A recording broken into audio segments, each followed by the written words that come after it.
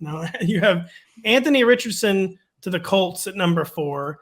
And he does seem like he's kind of settled in as the consensus QB3. But do you think, is he like consensus enough, like hyped enough at this point where will he actually even be there at number 4? Or will you have to trade up to get Anthony Richardson at number 3? Maybe even the Colts moving up one spot. Do you think that trade up with the Cardinals is just going to be a must if you want Anthony Richardson? It's starting to feel that way, unless somebody really fell in love with Will Levis, which I'd never rule out. We've kind of been on this roller coaster ride with Levis's stock, but when you look at Richardson, I mean, Arizona would love to get rid of this pick, and everybody knows it, and they're trying to drum up interest through the media. I think that was kind of a signal to the Colts, like, we really will deal this pick, and somebody really will jump in front of you again for the second time of this draft, unless you offer us what we want to flip. Because if you flip, if you're Arizona, you could maybe pull off a double trade. If not, at least you still pick who you think is the best non-quarterback in the draft for a team that, my God, they need literally everything on all 3 levels of the defense. So, and maybe even more, right? Like you can make the argument on offense as well, especially after they trade Hopkins. So I think this draft could easily go quarterback, and then quarterback at 3 when Arizona gets out of that pick.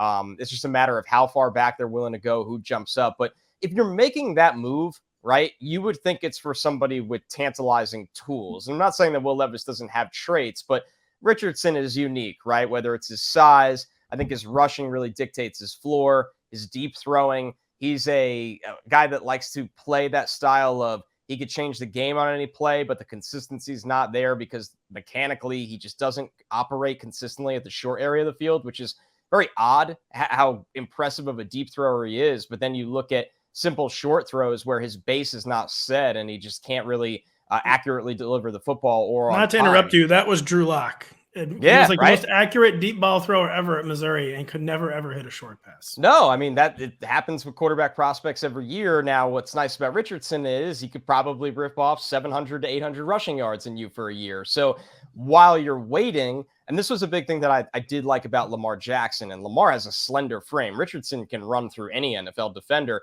What you liked about Lamar as a prospect was, even if you didn't believe in him as a thrower coming out of college yet, you knew he had the arm talent to develop into a thrower and that the rushing floor would grant him the time needed to develop that throwing talent, and he did.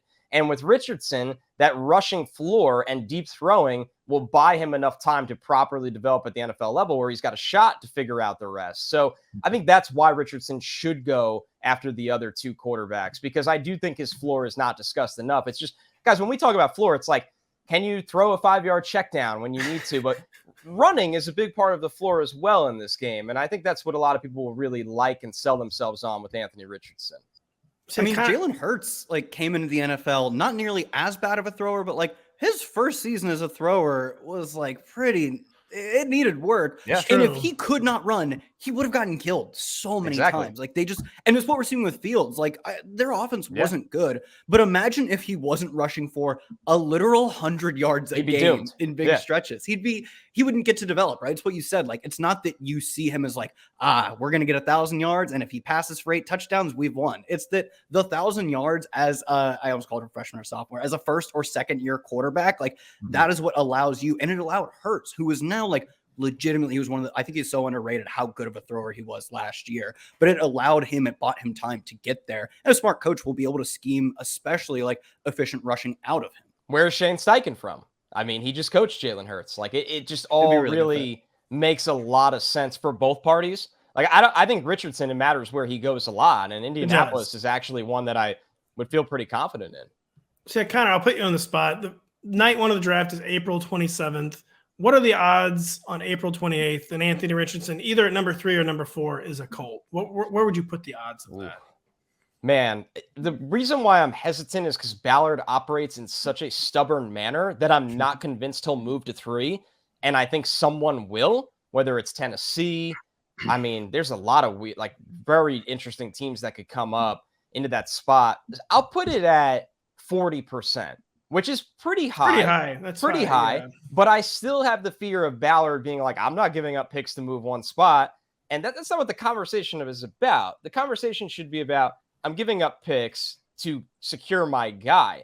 And if the Colts come out of their meetings and go, well, we graded out Will Levis and Anthony Richardson the same, so we're not going to move. it just wouldn't shock me from such an old school scouting mentality standpoint. That's a really, really good point. And yeah, Chris Ballard has kind of gone from like the golden child of GMs to getting true. Daggers have been out this offseason. Yeah. Truth, I believe, is on the reg, is what the Zoomers say. That phrase has not been uttered in over 10 years. No, sorry. Denny, any Anthony Richardson thoughts? We've talked about Anthony Richardson a lot. Well, I wanted Kyle to kind of repeat the Anthony Richardson, Derrick Henry comp. Oh, that he's Derrick Henry with like Blastoise cannons on his back. He's one of them. But like he is when he like he weighs, I think, 3 pounds less than Derrick Henry. He's like an inch taller, and he ran like a 1/10 of a second faster 40. That is not real, man. It is terrifying. Just gotta hit some 5-yard passes. You saw a lot of baffling. I mean, it wasn't a ton of time on the field, but a lot of bafflement.